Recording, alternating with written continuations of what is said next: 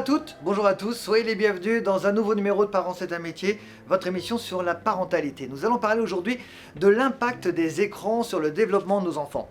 En effet, les études faites à ce sujet montrent que les activités sédentaires prédominantes chez les jeunes de 6 à 18 ans comme la télé, internet et les jeux vidéo représentent en moyenne, écoutez bien, 22,6 heures par semaine.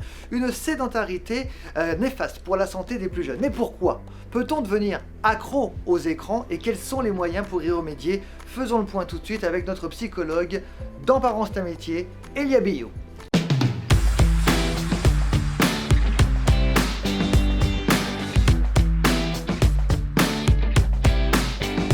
Bonjour Elia. Bonjour Guillaume. Comment ça va ?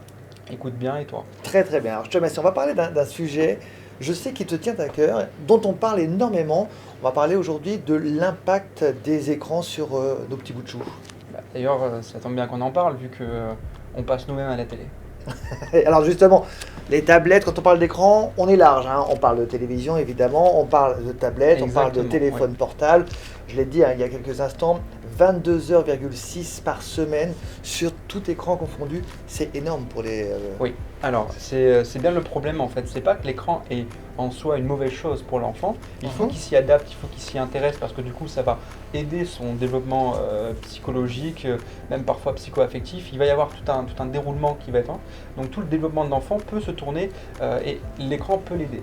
D'accord ? Par contre, là où il faut faire attention, c'est sur la durée, donc la fréquence d'utilisation. Cette fréquence est très très très importante parce que si l'enfant n'a qu'une seule stimulation, donc autour de l'écran, forcément son cerveau va se développer avec cette stimulation-là. Il ne faut pas l'oublier que nous sommes des êtres qui nous construisons avec notre environnement. Nos ports USB sont nos 5 sens, l'ouïe, l'odorat, la vue, le toucher et le goût. Et ces 5 sens nous amènent des informations. C'est ce qui va alimenter notre cerveau et construire l'intelligence que l'on possède.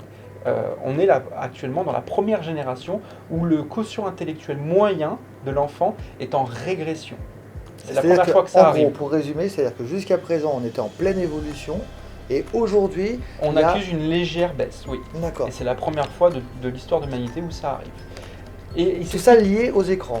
Pas forcément lié qu'aux écrans, c'est lié à notre, je pense à notre développement aussi socio-culturel, mais dans les écrans, la problématique c'est c'est appauvri en stimulation en fait au niveau de nos 5 sens. On va avoir à la rigueur la vue, on va avoir le sens tactile très légèrement et c'est à peu près tout. Le toucher il est à peine perceptif.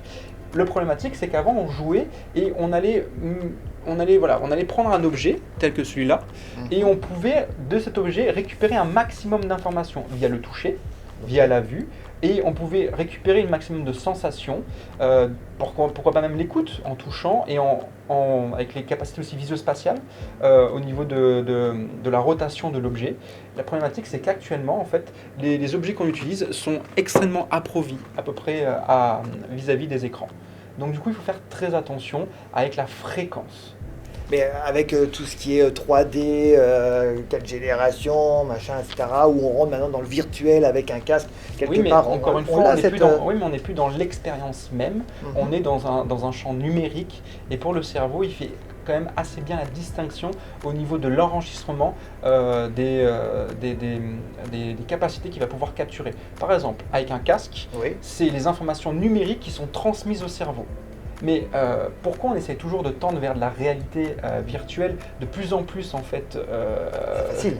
Oui, mais de plus en plus avec des contenus de plus en plus importants, tout simplement parce que du coup, nous on capte consciemment des choses en touchant un objet, mais de manière inconsciente, nos récepteurs captent aussi d'innombrables informations qui sont moins appauvries que dans la réalité, dans la virtualité. Et là est la problématique, c'est pour ça qu'il faut demander à ces enfants-ci, demander et leur faire en sorte qu'ils puissent exploiter au maximum leur potentiel en les intéressant à d'autres choses qu'aux écrans. Mais en somme, les écrans ne sont pas une mauvaise chose. Attention cependant à ne pas couper les écrans avec la nourriture et avec le sommeil. Il faut faire attention quand les sommeils sont agités justement. Parce que la lumière bleue va en fait hyper activer certaines zones du cerveau au lieu de faire en sorte que justement l'enfant puisse trouver un moment pour se relaxer avant de dormir. Est-ce qu'on peut devenir accro aux écrans ? Oui, il y a une vraie addiction aux écrans. Il y a même comme toute addiction, des extrêmes. Et en fait, dans le jeu, par exemple, donc les jeux virtuels, on va pouvoir créer un phénomène en fait addictif en surstimulant l'enfant dans les objectifs qu'il doit conquérir dans le jeu en lui-même. Ce qui fait que du coup, il va penser à ses objectifs en dehors même du temps d'écran. Et ce phénomène-là peut amener à des addictions et l'enfant va demander de plus en plus à pouvoir rentrer en interaction avec les écrans. C'est là où il faut arriver tout simplement à lui remettre un cadre sécurisant, lui expliquant aussi pourquoi.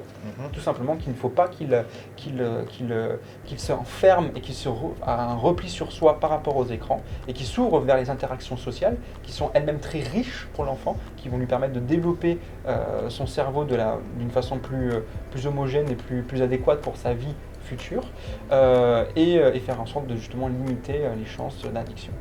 Merci beaucoup Elia pour toutes ces informations. On aura le plaisir de te retrouver très prochainement dans un nouveau numéro de Parents c'est un métier. À très vite.